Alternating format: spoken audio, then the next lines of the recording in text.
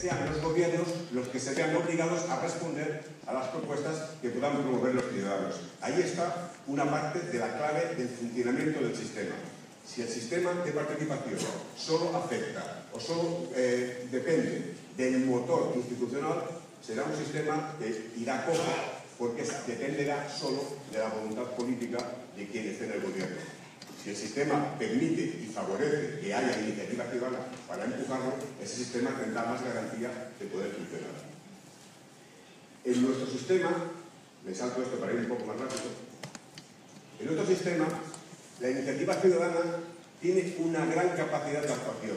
En un ámbito municipal, la iniciativa ciudadana puede proponer desde el tema más complejo que supondría realizar un referéndum, es decir, llamar a la ciudadanía para que decida sobre una determinada actuación, hasta un sistema, hasta una parte muy sencilla, que es que en la asamblea municipal se discuta un determinado punto en el orden del día. Son dos grandes extremos. Aquí os señalo una escala de esos grandes extremos, esa graduación que requiere un grado diferente de firmas de apoyo. En función de la importancia de la herramienta, serán necesarias las firmas en función, si tiene más un referéndum, necesita mucho más apoyo que no por poner puntos en el orden del día. Finalmente, en este marco rápido que les intento dibujar, ¿va bien las traductoras? Gracias. En este marco rápido que les intento demostrar, es fundamental que exista un sistema de garantías. La actuación administrativa en cualquier sistema jurídico, en cualquier sistema institucional, tiene una serie de canales, de vías y de recursos para poder activar la reclamación cuando se vulnera un derecho. Pero en el ámbito de la participación ciudadana, que es un ámbito que se construye regularmente, no existe un juzgado especializado en resolver los problemas de la participación ciudadana. Es más, no debería ni siquiera existir. No tendría ni tan solo que llegar al Poder Judicial. Pero el sistema de participación debe completarse internamente con un sistema de garantías. Nosotros hemos definido dos grandes bloques para activar ese sistema de garantías. Uno que es general, que afecta al conjunto del sistema, le llamamos Comisión de Garantías, Comisión de Amparo, que es una especie de órgano especializado, elegido de manera que nadie pueda tener la mayoría, ni el gobierno, ni la oposición, ni los grupos de la ciudadanía. Se elige por partes separadas y esa comisión es la que atiende cualquier queja, cualquier reclamación que pueda verse cualquier persona porque se ha vulnerado cualquiera de los elementos que han definido en nuestro sistema de participación. Luego, además de ese marco general que es esta comisión, hemos creado unos órganos específicos para diferentes tipos para cualquiera de estos tipos de canales. Uno de ellos es el Comité Consultivo, Comité de Seguimiento de los procesos participativos o procesos de consulta, como les decís en este país.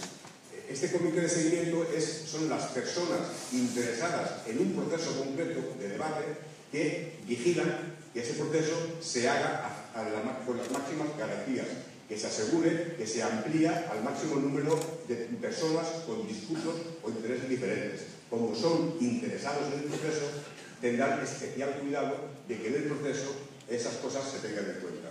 El Comité de Seguimiento del Referéndum es el espacio de control de que cuando se convoca un referéndum para votar una decisión política se cumplen con los mínimos que cualquier procedimiento electoral pudiera tener en cuenta. Y finalmente hemos creado una especie de comisión asesora de los procesos participativos para que especialistas que conocen el funcionamiento de estos canales puedan indicar si cuando el gobierno quiere consultar a un determinado tipo de población, los jóvenes, por poner un ejemplo, está utilizando los canales adecuados para ese tipo de población, porque se puede querer convocar a un determinado número de personas o a un determinado tipo de personas y equivocar con el medio a utilizar. Esa comisión asesora les puede garantizar que eso pueda funcionar. Con esto, creo que por un tiempo, muchas gracias.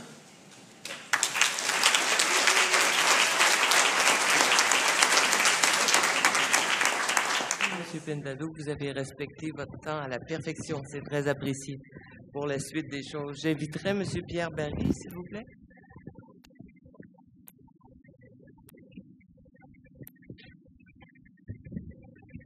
Bonjour à tous, merci de l'invitation. Le principal outil de protection de l'environnement au Québec est basé sur une loi, la loi sur la qualité de l'environnement, qui dit grosso modo que nul n'est supposé d'émettre dans l'environnement ou de perturber un milieu sans une autorisation. Les projets avec impact majeur demandent une autorisation ministérielle du gouvernement et doivent produire une étude d'impact. Lorsque le ministre considère que l'étude d'impact de ce projet majeur-là à être mis en place est complet, il demande au Bureau d'audience publique de l'environnement de la rendre publique et d'informer les citoyens qu'il y aura un projet qui va peut-être perturber leur environnement bientôt. C'est à ce moment-là que déclenche notre travail. Une fois que les citoyens sont informés par le promoteur, par la publicité sur les impacts éventuels en lisant l'étude d'impact, un citoyen ou un groupe de citoyens peut demander au ministre, « Écoutez, j'en sais pas assez, l'étude d'impact pour moi n'est pas assez parlante, il n'y a pas assez d'informations. Je demande au ministre que le BAP enquête plus loin pour essayer d'en savoir un peu plus puis de m'expliquer un peu plus les enjeux et les aboutissants de ce projet-là dans mon milieu. » Et c'est là que le ministre mandate le Bureau d'audience publique pour enquêter et lui faire un rapport, des constats et des avis sur les enjeux, sur les impacts, sur toute l'information avant que le gouvernement prenne une décision. Donc, dans le fond, le Bureau d'audience publique aide le gouvernement à décider avec la meilleure information possible. Donc, je vais vous parler un peu de ce qu'est le BAP rapidement. Je vais vous parler un peu des principaux enjeux qu'on a à être confrontés aujourd'hui. Le BAP, ça fait 40 ans qu'il existe, donc les choses ont évolué beaucoup. Et en terminant, je vais, si j'ai le temps un peu, vous parler de certaines modifications qu'on a faites sur cette loi sur la qualité de l'environnement qui change un petit peu nos travaux. Donc, le BAP, c'est un organisme public, neutre, indépendant, consultatif. Ça restera toujours le gouvernement qui va finir par prendre la décision ultime. Il a donc le mandat d'informer la population sur toutes sortes de projets. En grosso modo, c'est les projets qui ont des impacts majeurs, des barrages, des trains électriques de banlieue pour les Montréalais, des sites d'enfouissement sanitaire, des corridors de transport d'énergie, soit par électrique ou soit oléoduc par du pétrole, des industries chimiques, bref, des projets qui ont potentiellement des impacts majeurs sur l'environnement. On pense que c'est un des seuls organismes du genre au Canada. Il y en a bien sûr d'autres, mais avec d'autres particularités. Donc, le BAP formule des constats, il émet des avis. Le BAP n'est donc pas décisionnel. Et après plus de 40 ans, plus de 330 rapports, des milliers de requêtes, 12 000 mémoires au moins, des centaines de milliers de participants, on peut dire qu'environ 50 % des avis que le BAP a émis ont été pris en compte par le gouvernement avant d'émettre l'autorisation sur un projet donné. Donc, comme je le disais tout à l'heure, notre mission principale, c'est d'éclairer la prise de décision gouvernementale. Et on le fait depuis le début dans une perspective de développement durable, donc en tenant compte autant des aspects écologiques, économiques que sociaux. Donc, le clientèle du BAP, du bureau, c'est essentiellement, bien sûr, le ministre et le gouvernement, mais aussi les citoyens à qui le droit de parole a été donné dans l'évaluation des projets qui ont des incidences sur leur milieu. On instaure, bien sûr, ce principe de participation publique dans le processus décisionnel. Un des objectifs qu'on cherche toujours à avoir, c'est de trouver un équilibre dans l'application des principes du développement durable à l'intérieur de notre travail quotidien. Pour ce faire, on utilise toujours une grille avec une démarche systématique d'analyse qui se réfère à une loi au Québec qui s'appelle la Loi sur le développement durable, qui évoque 16 principes auxquels on y fait référence constamment. Donc, comment fonctionne grosso modo la mécanique? Le ministre mandate donc le BAP. Le président du BAP forme une commission. Il s'assure que les membres sont totalement indépendants. D'ailleurs, ces membres signent une déclaration d'absence de conflit d'intérêts. Il s'engage à respecter un code d'éthique, de déontologie, à agir dans l'intérêt public de façon irréprochable et intègre au meilleur de leurs connaissances. Ils essaient bien sûr, puis ils font, et ils évitent des activités incompatibles et des gestes pouvant nuire à la crédibilité du BAP. D'ailleurs, c'est un peu ce qui fait notre pouvoir, c'est qu'après 40 ans, la crédibilité est toujours là.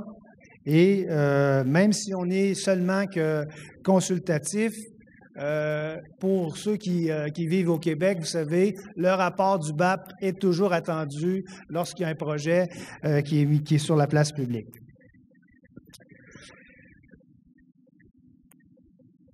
Donc, grosso modo, la commission est formée donc de commissaires, bien sûr, mais aussi d'analystes, d'experts et d'un soutien logistique pour qu'au cours de son enquête, il y ait le support adéquat qui puisse produire donc ses constats et ses avis à l'intention du ministre.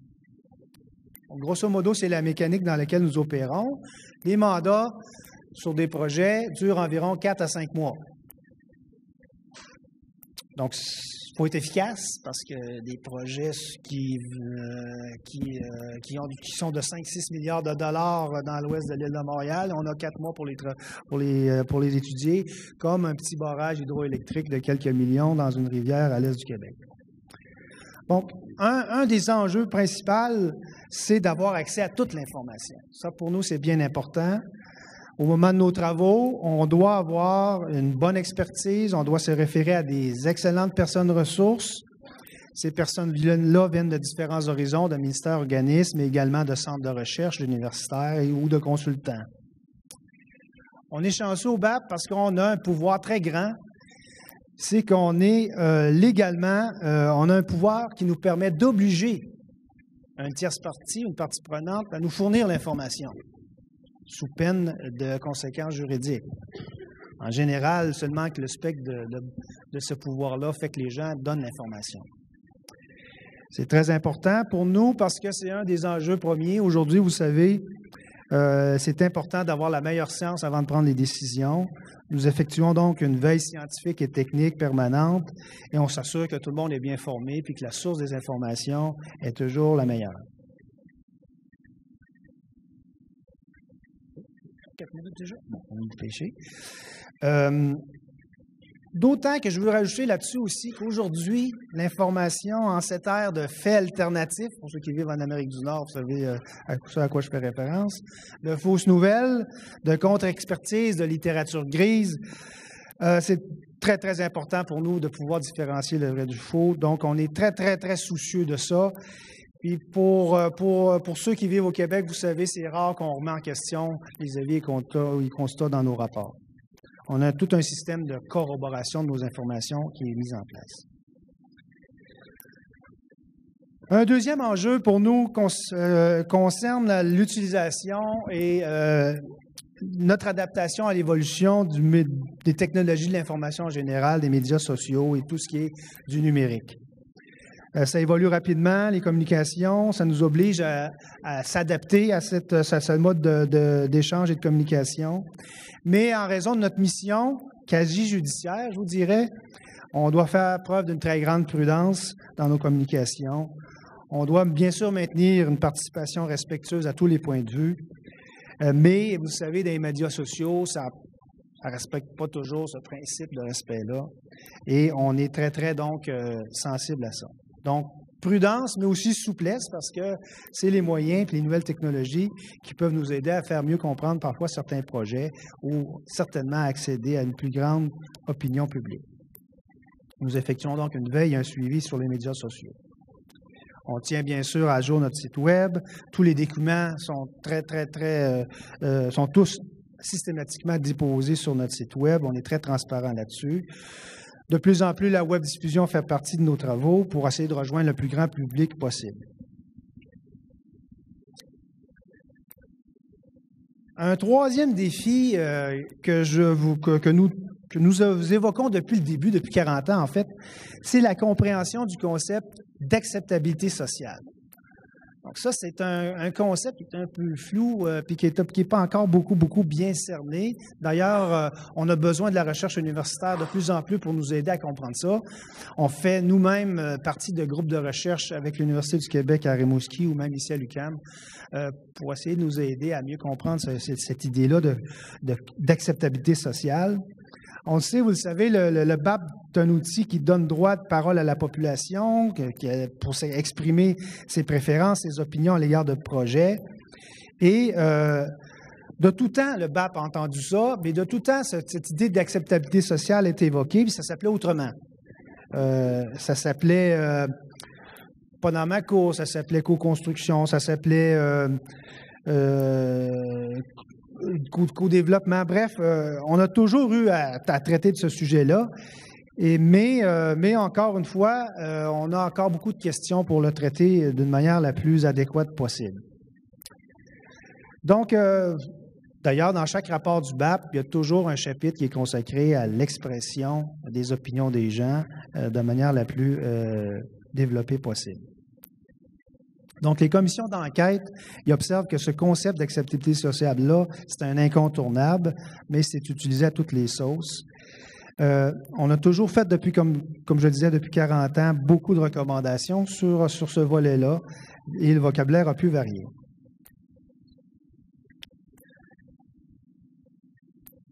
Une minute. Bon, je vais terminer. Je vais terminer en disant que les facteurs de succès de notre processus sont l'engagement des parties prenantes, le cadre dans lequel ils vont être associés à la démarche d'audience publique. Les gens connaissent le cadre, ils savent qu'ils vont être respectés, ils savent qu'ils vont être écoutés. Il y a un certain protocole qui fait qu'il y a une autorégulation dans les salles, que les gens se sentent en confiance de venir s'exprimer, même s'ils sont contre, même s'ils sont pour. Bref, c'est ce qui fait un peu la force de notre succès, je voudrais dire. La procédure est connue, une très grande transparence dans la conduite des mandats. De plus en plus également, avant d'arriver aux audiences publiques, les promoteurs, ils font des pré-consultations. Donc, les gens arrivent un peu mieux préparés aux audiences pour faire leur travail et collaborer à l'ensemble de la démarche.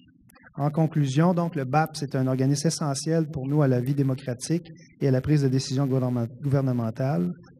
Les règles sont claires. Elles permettent aux citoyens de faire connaître leur opinion sur des projets qui sont en examen.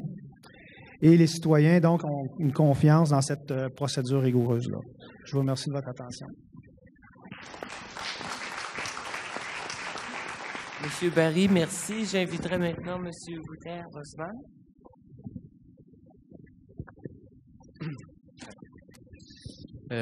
Merci. Merci beaucoup. Je ne viens pas de la Tunisie, comme vous pouvez peut-être voir, mais je vais essayer quand même de vous porter la dimension globale de cette thématique de participation au niveau local. Je vais porter un narratif peut-être un peu plus méta, alors pour laquelle je vais terminer avec quelques exemples très concrets. Si vous pouvez mettre ma présentation, ça va m'aider un petit peu pour ne pas perdre le fil rouge. Alors, je suis Wouter-Bosman, je représente ici Platforma, ce qui est un réseau pan-européen spécialisé dans la coopération internationale au niveau local. Autant que la plupart de nos partenaires sont des autorités locales et leurs associations nationales de l'Europe, nous représentons aussi les associations globaux, comme en particulier CGLU, Cités et gouvernements locaux unis, que vous connaissez très bien dans ce contexte ici. Et ce que nous sommes principalement, c'est un réseau de partage d'expériences et de plaidoyer, toujours avec la vocation de la coopération directe entre les autorités locales de l'Europe et leurs partenaires, leurs collègues, leurs homologues des pays hors de l'Union européenne, avec un focus toujours sur la gouvernance. Ça vient d'une tradition large des jumelages qui tient une idée un peu vieux style de coopération au développement, mais depuis 10 ans que Platforma a été créée, il y a un changement énorme dans les perspectives et les objectifs et les façons de faire de la coopération directe entre les gouvernements locaux, pour laquelle c'est plus question de faire des interventions pures et durement techniques, sinon de plus en plus de voir les questions de bonne gouvernance au niveau local. Et dans ce contexte-là, la transparence et la participation citoyenne est toujours active ou implicitement sur l'agenda. Et on fait ça pourquoi? Ça, moi j'aime bien cette cadre, je crois que c'est pas très clair maintenant. Si jamais vous êtes en Italie, en Toscane, visitez Siena. L'hôtel de ville a une peinture énorme qui s'appelle l'Allegory of Good Governance, l'allégorie de bonne gouvernance. C'est seulement une partie qui se montre ici, mais qui montre clairement qu'une ville ne peut jamais être gérée d'une façon adéquate sans se mettre en relation avec la périphérie et les zones rurales.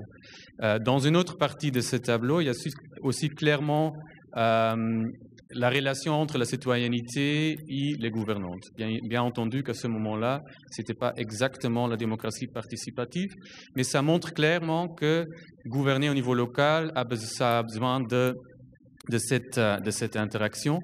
Mais pour ça, nous avons besoin tous, n'importe où dans le monde, des autorités locales et des leaders locaux qui sont des visionnaires. Ils pourraient être visionnaires et ouverts, il faut être confortable dans son rôle. Si vous n'êtes pas confortable dans votre rôle de pouvoir, si c'est politique ou administratif, sera très difficile, impossible d'ouvrir ce processus de gouvernance locale à la participation citoyenne, d'accepter le conflit qui est inhérente à la participation citoyenne et tout ça. Alors, pour ces raisons, de plus en plus, la coopération directe entre les autorités locales se focalise exactement sur les niveaux, sur les thématiques, du gouvernance, de bonne gouvernance et de la démocratie locale. Platforma vient d'une tradition européenne de promotion de la démocratie locale. Nous sommes créés et hébergés pour la Fédération européenne, le CCRE, qui est en fait plus vieux que l'Union européenne même. Alors c'est un des fondateurs inofficiels de cette structure. Et pour cette même raison, nous défendons toujours que dans les politiques de l'Union européenne, mais aussi pour voix de ces élus dans les agendas globaux, de plus en plus, ça se reconnaît ce rôle particulier de la gouvernance locale, ce qui n'est pas le seul endroit bien compris où la participation, le seul niveau de gouvernement et de gouvernance où la participation citoyenne est relevante. C'était très clair dans les différents exemples qu'on a reçus dans ce panel. Mais c'est ça exactement qu'on défend toujours, que nous avons besoin d'une dimension, d'une perspective locale à chaque niveau. Au niveau local, ça paraît très évident, mais par contre, on voit dans beaucoup de parties du monde et aussi de l'Europe que ça manque combien des capacités et des ouvertures de gestion et de réflexion, même au niveau local. Et ça, ce n'est pas la faute des gouvernances, des personnes, des individus qui sont là, sur ces positions, sinon sur l'investissement que la société organisée comme dans la structure du gouvernement ou la société civile veut ou veut pas investir dans les capacités des gouvernants locaux. Après, nous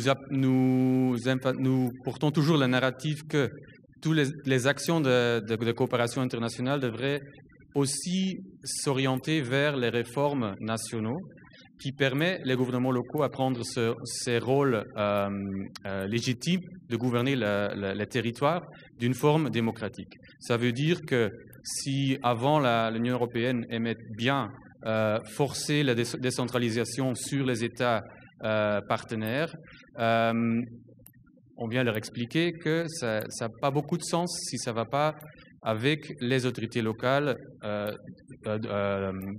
à la table de négociation et avec aussi les autres acteurs territoriaux qui font partie de ce processus. Alors, c'est toujours à ces deux niveaux. Ce que je crois, c'est une innovation par rapport à il y a plus de 10 ans où on disait la décentralisation et la subsidiarité, c'est une valeur européenne, on va le copier-coller sur les pays partenaires avec des résultats pas toujours très positifs. Alors, dans ce sens-là, je vous donne quelques exemples. Le point étant que ça ne suffit pas de construire des capacités locaux s'il n'y a pas un cadre légal qui est conducive pour que ces autorités locaux et leurs citoyens peuvent engager dans ces processus de gouvernance locale. C'est un peu théorique, pour laquelle je vous montre quelques exemples clairs, parce que je crois l'intéressant dans ce contexte, et vous le démontrez avec ces séries de conférences déjà, ce n'est pas question, si on parle de participation citoyenne ou démocratie locale ou innovation, des innovations dans la démocratie, ce n'est pas question seulement que les Européens ont tout à donner, sinon il faut reconnaître, et il y a quelques exemples très encourageants des acteurs européens qui ont appris clairement de leurs partenaires hors de l'Europe. Je ne vais pas vous donner l'exemple classique de Porto Alegre. Ce n'est pas parce que je n'apprécie pas, mais c'est parce que c'est plus ou moins connu déjà. Il y a un autre exemple très intéressant de l'Afrique du Sud qui a dans sa constitution la participation citoyenne des niveaux des communautés, ça s'appelle le ward, c'est un quartier, au niveau des quartiers, qui est complètement lié jusqu'au plan national stratégique. On peut et on doit avoir quelques critiques aussi que ça difficulte, par exemple, la participation de citoyenneté organisée, en fait, de la société civile dans ce processus, parce que c'est quand même impossible, si vous êtes une association civile thématique, de s'organiser, d'être présent dans tous les quartiers d'un pays tellement vaste qu'Afrique du Sud. Mais ce qui est intéressant, qui a inspiré plusieurs villes et régions européennes, c'est que la participation citoyenne fait partie de la planification stratégique de la territorialité. Et c'était un processus assez difficile. Moi, j'ai contribué à une en Belgique il y a quelques années, assez difficile pour peut-être pas tellement le leadership politique, sinon pour le management de l'administration, pour laisser les citoyens, pour laisser un peu de pouvoir et de contrôle aux citoyens.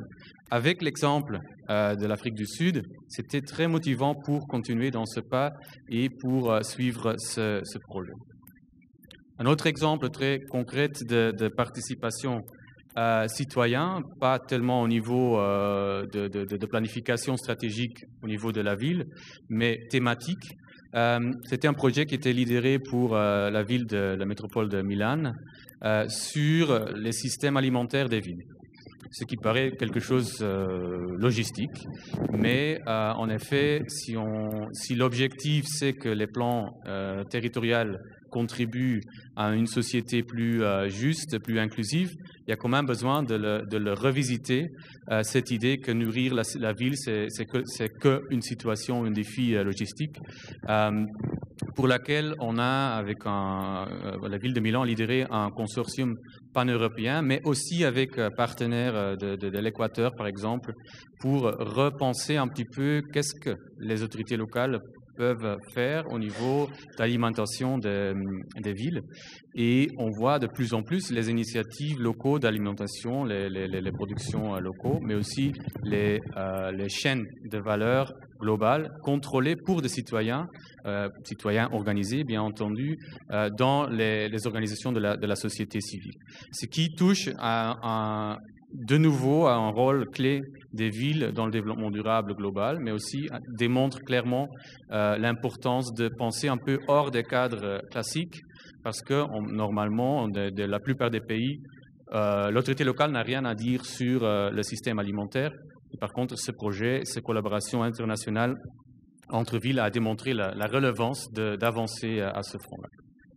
Je termine avec un autre exemple qui est à même moment une invitation à vous tous. C'est que, comme réseau de plaidoyer, on essaye de démontrer la relevance de gouvernance locale, démocratie locale, local self-governance, dans plusieurs échelles de gouvernance régionale et globaux. Et en particulièrement, nous sommes en train de préparer le tout premier forum des autorités locales dans le contexte de la rencontre des chefs d'État de l'Europe et de l'Afrique qui va passer à Abidjan en novembre, pour démontrer clairement que dans ces relations des blocs régionaux, et c'est pas possible, c'est pas relevant d'avancer sans inclure la voix locale, sans donner des possibilités pour les autorités locales de participer dans les dialogues politiques à ce niveau-là, qui devrait résulter dans plus et plus pouvoir et possibilité de créer ses propres cadres opératifs, dans quelques cas législatifs, d'avancer sur ces 4 axes qui sont tous, vous voyez clairement, liés aussi au bien-être des citoyens. Il y a beaucoup de citoyens qui ont des opinions et claires, qui ont aussi des expériences et des maîtrise à contribuer au développement local. Bon, avec ces quelques exemples, je voulais juste ajouter à ces exemples qu'on a déjà reçus, qui sont très, très intéressants et très encourageants, un peu les conditions qu'on devrait créer pour que les autorités locales dans tous les coins du monde pourraient avancer dans ce sens-là. Merci beaucoup.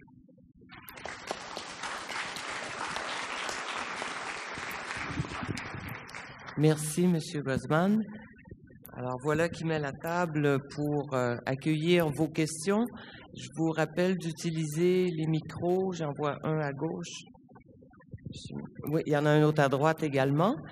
Entre-temps, on sent par vos présentations respectives qu'il est extrêmement profitable d'avoir un encadrement légal. Tout le mécanisme de participation citoyenne au sens très large, qu'on parle de consultation d'amont, d'aval et tout. Je m'adresse à l'un ou l'autre. Comment s'assurer de conserver l'équilibre de cette participation citoyenne, à la fois l'intérêt? Est-ce que le citoyen n'en viendra pas un moment à se lasser? Est-ce que la crédibilité des mécanismes ou des garants, comme vous avez nommé Mme Monnoyer-Smith, va demeurer? Est-ce qu'il y a une vigilance particulière à exercer? Alors oui, je vais prendre dans l'ordre de vos questions. Un, sur la fatigue, ce qu'on appelle la fatigue participative.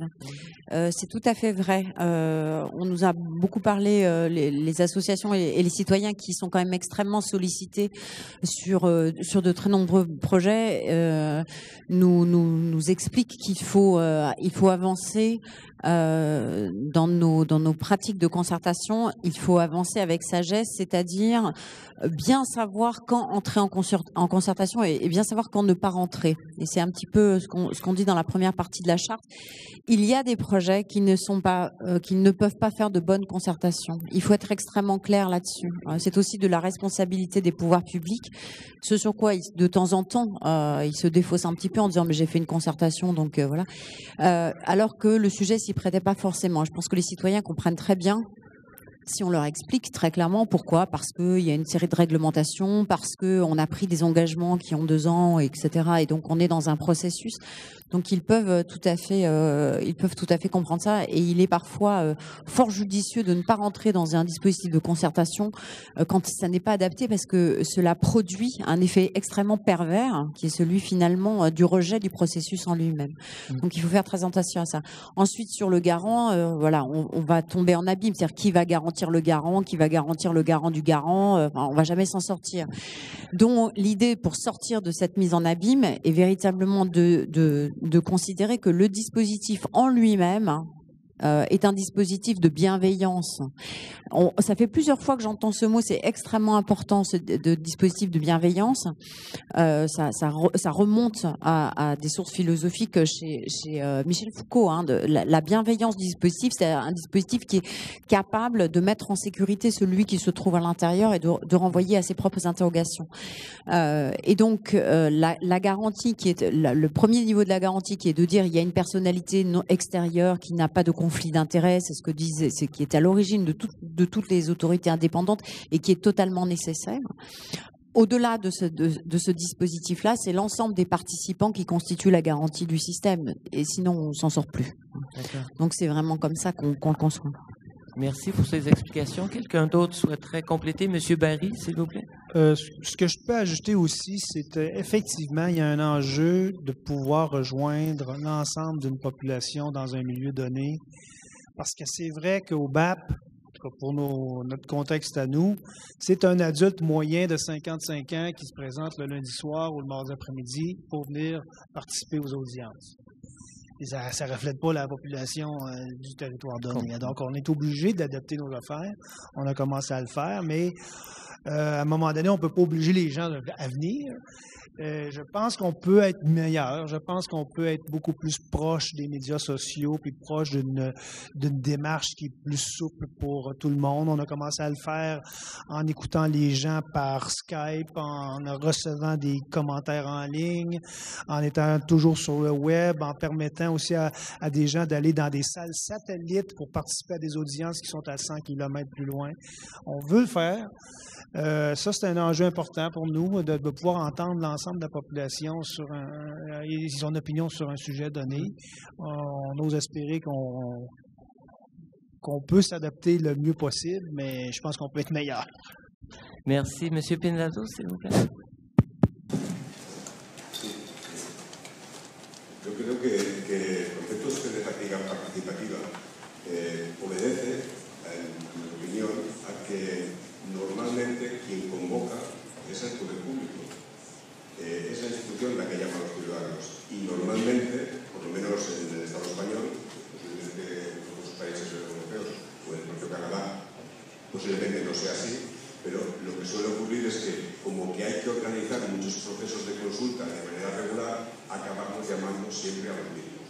Y los estudios más generosos nos hablan de que siempre se llega a un más o menos 5% de la población. Ese paradigma hay que romperlo, porque si no siempre habrá un pequeño círculo de personas que estarán increpadas para la participación y un 90% de personas que a lo mejor no se han enterado de que es posible que su opinión pueda tenerse en cuenta.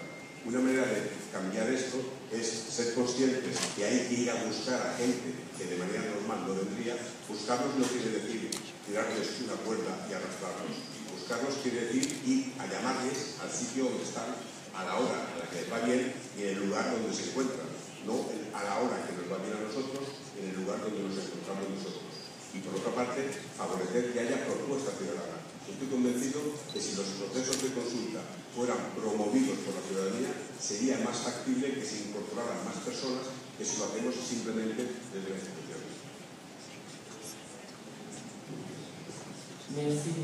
Pinlato. On a une question ici, madame, s'il vous plaît. Oui, bon. J'ai une question pour M. Barry. Alors, je voulais savoir le profil le statut du bureau du bureau d'audience publique. C'est une entreprise privée, c'est public, vous dépendez, quelle est votre tutelle? Ça, c'est la première question. Et la seconde question, par exemple, est-ce que vous travaillez juste en milieu urbain, c'est-à-dire dans les villes, ou si, par exemple, il y a un Hydro-Québec, par exemple, veut travailler en territoire CRI, par exemple, est-ce que vous êtes interpellé ou pas? Voilà, merci. Alors, pour votre première question, nous sommes existants à cause de la loi sur la qualité de l'environnement qui a un article qui dit le gouvernement doit consulter la population via l'existence du bureau d'audience publique sur l'environnement. Donc, légalement, une série d'articles qui forment le bureau. Puis, il y a des règlements d'application qui nous dictent comment travailler, comment fonctionner, comment recevoir les avis, ces règles-là évoluent en fonction, bien sûr, en 40 ans, en fonction de la dynamique, je dirais, sociale de consultation. Nous évoluons sur l'ensemble du territoire du Québec au sud de la région qu'on appelle le Moyen-Nord. Donc, on n'évolue pas dans les zones où il y a des conventions. Donc, il y a des conventions, vous savez, au Québec à partir je ne sais pas quel parallèle, là, mais qui régit les régimes entre les Autochtones et le gouvernement du Québec. Et on ne travaille pas dans ces régions-là. Donc, on est vraiment essentiellement au sud du Québec, où en milieu urbain et en milieu rural, en milieu naturel également. Donc, il y a des mines, il y a des autoroutes, il y a des centres de gestion des déchets solides partout au Québec. Alors, on a environ 25 projets par année qui ont des mandats, qui ont des impacts majeurs éventuels sur l'environnement. Au fond, si je peux faire la comparaison, le BAP est un tiers neutre qui émane du gouvernement du Québec, comme l'Office de consultation publique est un tiers neutre qui émane de la Ville de Montréal. Merci. Monsieur Barry, on a une question ici? Oui, Cédric Lauzot-Delèche. J'ai une question également pour Monsieur Barry. Hier, on a parlé de la crise de la démocratie. Aujourd'hui, on parle un petit peu de la crise du processus consultatif, comme ça a été très bien expliqué par notre collègue française ici présent, dont la confiance est minée par les citoyens et citoyennes résidents autour des grands projets de développement ou petits projets de développement urbains ou ruraux. Et moi, je voudrais m'intéresser à quelque chose de plus particulier, le minage de la confiance par les instances gouvernementales qui mettent en place les institutions et les processus consultatifs à ce niveau-là. Là, je voulais parler du récent cas de l'analyse du BAP sur le réseau électrique métropolitain, qui est un gros projet de transport de trains électriques qui va desservir l'ouest de l'île et le sud de la banlieue montréalaise, et où plusieurs élus municipaux et membres du gouvernement provincial ont mentionné au BAP qu'ils avaient outrepassé leur mandat dans l'analyse du projet en abordant les aspects économiques du projet qui, pour moi, rentrent dans la question du développement durable, et j'espère pour l'ensemble des personnes dans la pièce. Mais que faire dans ce genre de situation-là où, bon, ces gouvernements-là, ces élus-là qui participent à mettre en place ces instances de consultation-là, minent la confiance de ces institutions-là dans leurs analyses du projet d'une manière totalement transparente et transpartisane. Et ça peut être répondu par n'importe quel des autres intervenants également. Ben, c'est pas la première fois que le BAP est critiqué par le public, par l'État. Parce que 50% de nos projets, c'est des projets qui relèvent de l'État. Donc, puis nous, on est là. Parfois, on est un peu un mal dedans pour certains ministères, parce qu'ils sont obligés de passer à travers notre processus. Je vous dirais que ça ne nous a pas empêchés, malgré ça, je pense, de toujours avoir un regard factuel, neutre, indépendant sur le projet lui-même pour dévoiler à la population, au gouvernement, les éléments et les enjeux les plus importants dont il doit tenir compte avant de prendre sa décision. En général, on n'a jamais, nous, en tout cas, depuis que je suis là, moi, ça fait 5 ans, là, j'ai jamais subi d'influence ou on n'a jamais subi de lobbying, en guillemets, de la part de l'État pour s'initier dans nos travaux. On est vraiment totalement indépendant et neutre. Ce que je voudrais rajouter aussi, c'est que comme on est crédible, comme on est aussi, je dirais, assez crédible, on n'a même pas besoin parfois de se protéger nous-mêmes parce qu'en général, les autres parties prenantes qui participent à nos travaux, ils nous protègent entre guillemets. Le gouvernement, malgré parfois qu'il sent qu'il y a une critique à travers nos travaux, je pense que c'est purement politique parce qu'après, ils se servent presque à 100% de nos avis pour moduler les projets, puis après ça, travailler de manière beaucoup plus concertée, je pense, à quelque part. Je pense que Mme Monnier-Smith aurait voulu ajouter. Oui, je voulais rebondir sur cette question qui est très intéressante, qui est celle de la pertinence de l'institutionnalisation des dispositifs de participation. Il y a une controverse un peu générique dans le domaine de la recherche en participation qui est une opposition entre faut-il institutionnaliser alors que tous les dispositifs, une fois institutionnalisés, sont instrumentalisés. En gros, il y a une critique assez forte de la part de professeurs assez éminents comme Chantal Mouffe, par exemple, en Grande-Bretagne, qui fait tout un courant sur la démocratie d'élevage. Et en fait, l'institutionnalisation de pratiques de concertation et de manière large de dialogue environnemental ne serait que des modalités mises en place par les systèmes démocratiques pour favoriser des systèmes d'acceptabilité. J'ai horreur de ce mot et je ne l'utiliserai qu'une seule fois. Des dispositifs, ce type de dispositifs qui font passer, malgré tout, des projets. Donc c'est une vraie question. Moi j'ai toujours eu une position extrêmement différente de celle-ci en disant qu'il est indispensable d'institutionnaliser la participation. C'est indispensable de la même manière qu'il est indispensable de lutter pour mettre des dispositifs de parité en place parce que ça n'est pas naturel. La participation et la démocratie n'est pas naturelle. Voilà. Le bon sauvage participatif n'existe pas. Je reprends la terminologie de Rousseau. Ça n'existe pas. On aurait plutôt d'ailleurs une tendance à la dictature et au mouvement tyrannique. Donc, il est indispensable de l'institutionnaliser, de mettre en place des processus, une ingénierie, et il vaut mieux lutter contre des façons d'instrumentaliser, de manipuler les dispositifs participatifs plutôt que d'imaginer que sans, on peut faire quand même.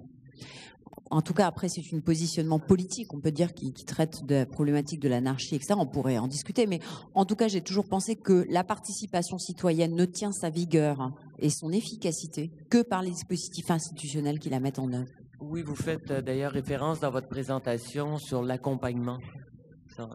Non, pas seulement la participation, mais le rôle des instances pour accompagner. On a une question de ce côté-ci, s'il vous plaît. Oui, bonjour, Pierre Batelier. Je vais rebondir sur la dernière intervention. Justement, dans le cadre de processus institutionnalisés, quel type d'accompagnement on pourrait fournir aux citoyens pour faciliter leur contribution ou leur participation concrète, que ce soit par la rédaction de mémoire, par la prise de parole? Quel type de ressources, peut-être venant de l'État, de ressources publiques, on pourrait mettre à disposition de ces personnes-là pour améliorer ou encore faire en sorte que leur participation soit la plus effective et la plus forte possible? Est-ce que je comprends de votre question que ça ouvre aussi sur les médias sociaux, les nouveaux outils électroniques ou des fois, ça peut être aussi des ressources humaines ou, je sais pas, des personnes spécialisées ressources dans la matérielles, rédaction de mémoire. Mais après, il y a le danger de la manipulation qui est évoqué en même temps. Mais je pense qu'à un moment, on sait que du côté des promoteurs, il y a un énorme accompagnement qui est fait pour justement contribuer de la manière la plus efficace à ces éléments de participation publique. Est-ce qu'on pourrait avoir le sens, et je vais laisser nos panélistes répondre, mais c'est le sens quand on fait des consultations d'amont, qu'on appelle, où il y a des experts, des spécialistes qui peuvent accompagner des groupes, des citoyens pour initier et échanger et tout. Est-ce que, M. Barry? Ce que je peux dire là-dessus, c'est que nous, bien sûr, on essaie au maximum de faciliter la contribution des citoyens. Donc, il existe des guides du participant, des guides des personnes ressources, des guides du promoteur, des guides pour rédiger un mémoire, des guides pour poser des questions, des guides dans... Bref, on essaie au maximum d'aider le citoyen à participer à nos audiences. On accepte des mémoires oraux, des mémoires écrits. On a vu des pièces de théâtre dans nos audiences pour passer un message. On a vu des chansonniers aux îles de la Madeleine qui sont venus nous parler d'un carême, d'une espèce menacée. Bref, on est ouvert à toute forme de communication du mémoire. Mais on ne veut pas non plus aller trop loin et prendre par la main, parce que comme vous l'avez dit, on ne veut pas être jugé parti, puis on veut faire attention de ne pas avoir non plus des idées préconçues. Au contraire, c'est un des premiers discours que je fais aux commissaires quand ils commencent un mandat, c'est « je ne veux pas avoir personne qui ont des idées préconçues par rapport au mandat que vous allez avoir ». Il faut être complètement neutre, objectif, ouvert à tout entendre. Pour préserver votre rôle de tiers neutre. M. Pindado avec quelque chose à ajouter, M. Gosselin.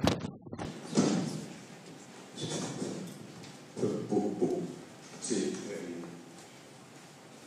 A ver, el sistema democrático se basa en la capacidad de la gente de tomar decisiones. Necesitan las personas acompañamiento para depositar su voto en la urna y elegir una opción política. Yo, como padre de un hijo o de una hija, necesito estudiar pedagogía para educar a mi hijo, necesito estudiar medicina para saber cuándo tengo que llevar a mi hijo al médico, o se me supone una capacidad como ser humano para ser activo en la comunidad. Yo creo que hay que buscar el equilibrio entre la necesidad de promover canales, medios, instrumentos, dispositivos para que la gente tome parte en las decisiones políticas y el otro elemento, el otro extremo sería considerar que la gente no tiene esa capacidad para tomar parte de las decisiones políticas. Hay que ir con cuidado con ese equilibrio porque podemos caer en un paternalismo que puede acabar haciendo considerar a la ciudadanía como personas menores de edad que no tienen capacidad para actuar. No creo que ninguno de mis compañeros o compañeras hayan dicho eso exactamente, pero muchas veces cuando se habla de la importancia de ayudar a la gente para que participe, parece como si la gente no supiera. A lo mejor es que no quiere, a lo mejor es que no quiere ya ahora, a lo mejor es que ese tema no le interesa. Lo que hemos de hacer posible, lo que hemos de hacer visible, es que eso es necesario, porque si no la comunidad, la sociedad, no va a funcionar bien. Si solo lo dejamos en manos de la tecnología o la tecnocracia, no va a funcionar bien, pero es un sistema que se ha ido alimentando. Merci, M. Pellegrino. M. Bosman et ensuite Mme Morin-Listet. Question? Merci. Oui, merci. J'étais juste en train de penser dans quelques exemples où la participation citoyenne n'est pas forcément toujours complètement individualisée.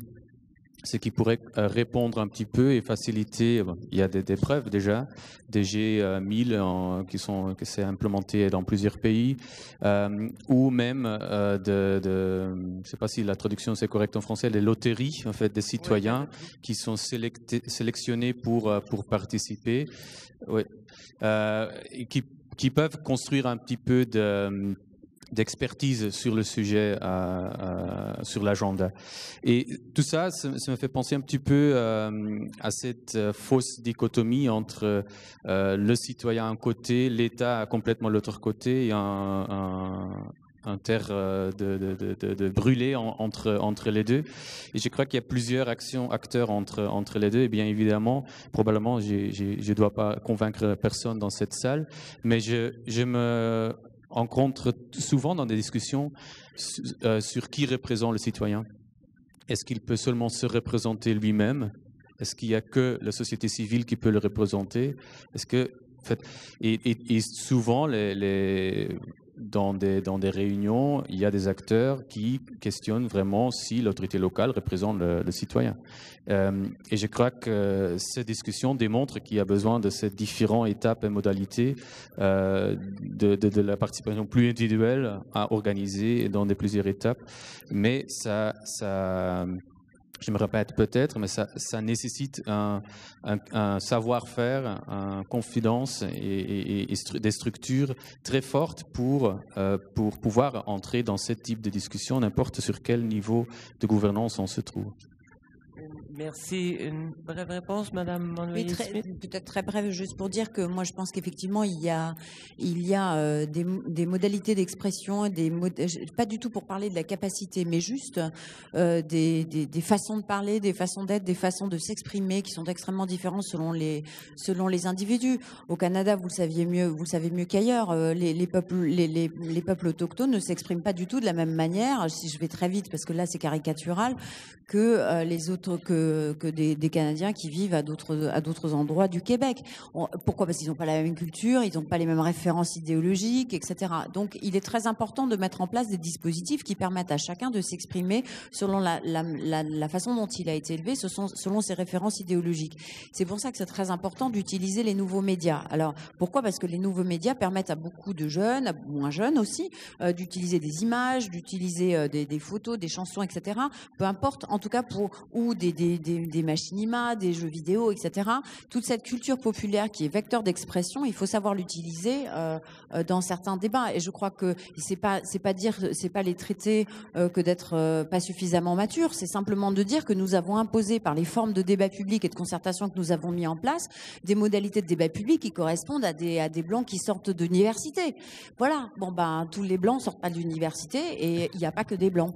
Donc il est nécessaire à travers des balades urbaines, des jeux de théâtre, etc. Peu importe, on s'en fiche. L'important, c'est que chacun trouve une méthode d'expression qui leur permette de dire ce qu'ils ont à dire et que celui qui écoute soit capable de le recevoir comme étant au moins aussi pertinent qu'un argument que je suis en train de vous sortir comme ça sur une estrade avec un micro parce que j'ai fait les grandes écoles.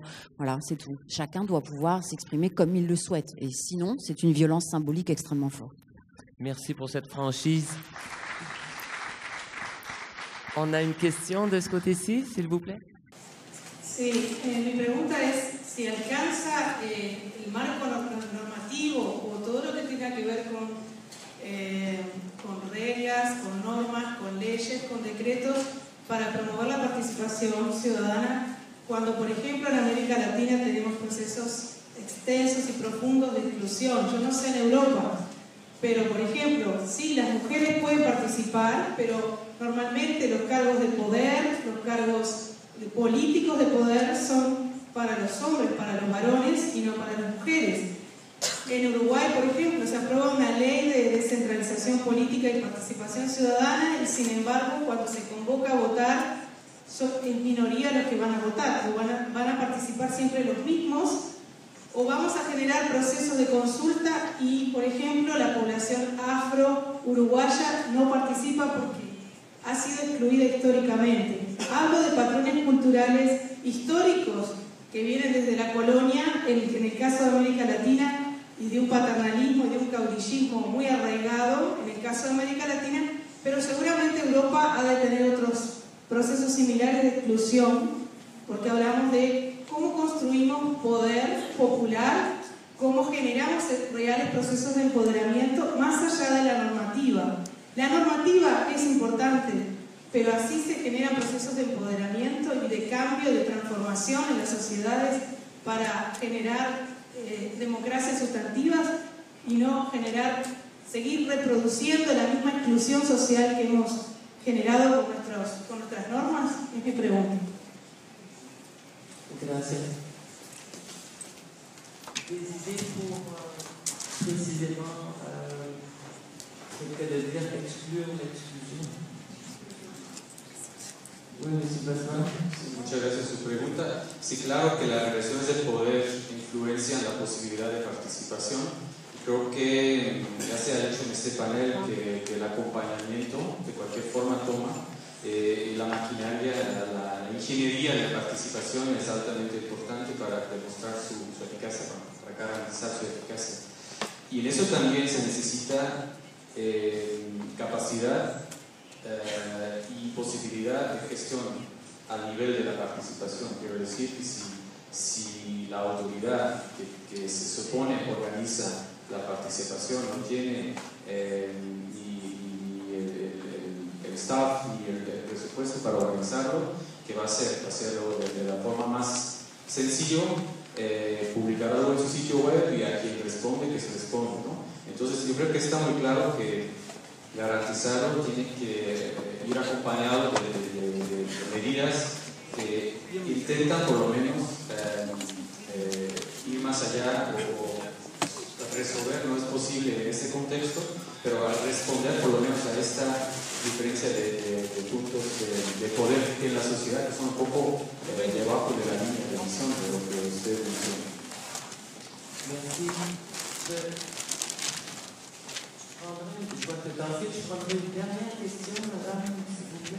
Oui, bonjour, Louise Constantin. Ma question s'adresse à M. Pintado. Dans le processus que vous avez décrit, j'ai noté la place de référendum. Je me demandais si le référendum était une étape obligatoire ou facultative. Et dans ce dernier cas, quelles sont les modalités qui conduisent à un référendum?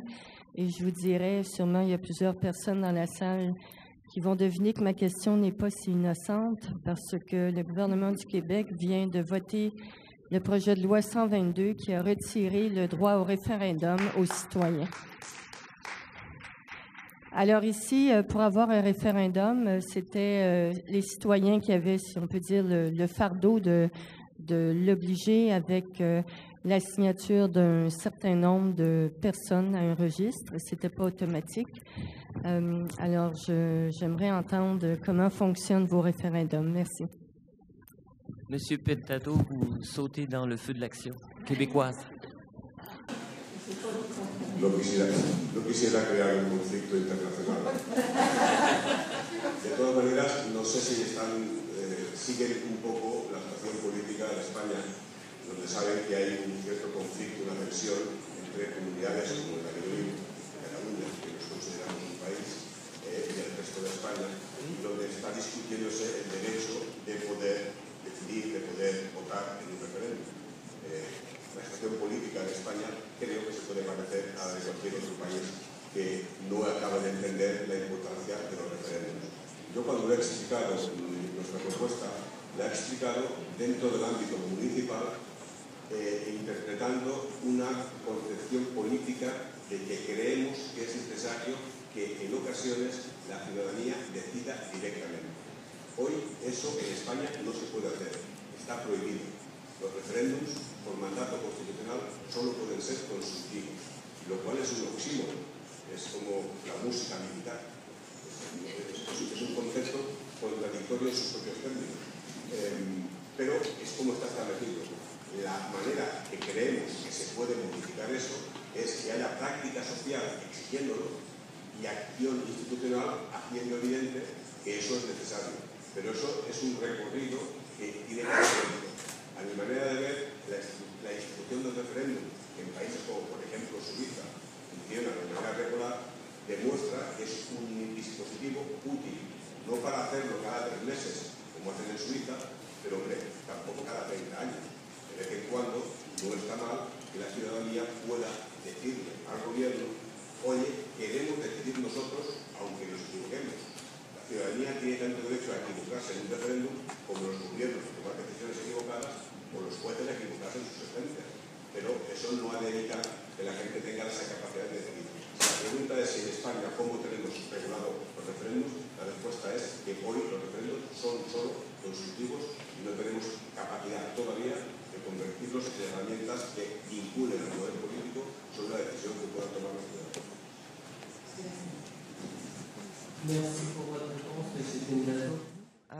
Quelques annonces pour la suite de la conférence. Je garde votre attention encore quelques minutes. Il reste un dernier bloc d'ateliers disponible de la journée. Je vous invite à faire votre choix. Ces ateliers débutent à 17h15 et touchent beaucoup la participation citoyenne dans les petites villes, le développement communautaire, la professionnalisation de la participation publique au Québec. Cet atelier se déroule ici, semble-t-il, dans cette salle. Je vous rappelle que nos activités de demain, dimanche, reprennent à 13h30, ici même, avec un entretien d'1 heure que conduira notre animatrice Ariane Aymon. Elle s'entretiendra avec l'écrivain et activiste français Alexandre Jardin, auteur d'un récent essai intitulé « Révoltez-vous ». Alors, venez donc vous révolter avec Alexandre Jardin demain. Demain, toujours dimanche, se tiendra en matinée l'Assemblée générale de l'OIDP, plus précisément de 9h30 à midi à la salle polyvalente. Vous aurez également le loisir, demain et à compter de 12h30, de découvrir la foire des Toolkits, installée dans le cœur des sciences, non loin de l'Agora. Vous y découvrirez différents outils d'animation et des trousses de consultation, les fameux Toolkits, que plusieurs organisations utilisent, comme par exemple l'Office de consultation publique de Montréal, Bordeaux Métropole, Participédia, greffé au réseau universitaire américain, et le CNDP, la Commission nationale du débat public de France. Voilà pour les annonces de la conférence. Il ne me reste plus qu'à remercier les panélistes.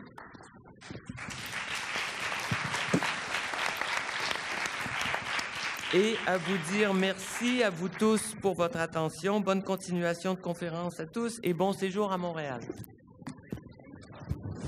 vais me permettre de remettre un petit cadeau d'usage à nos panélistes. Alors, notre livre sur Montréal. Tiens, Hélène, pour toi. Et puis, un petit scolaire à l'effigie 375e de Montréal, en espérant que vous aurez de la douceur pour les yeux et le palais. Merci beaucoup. Merci. Voilà. Merci. Et c'est un... Ouais.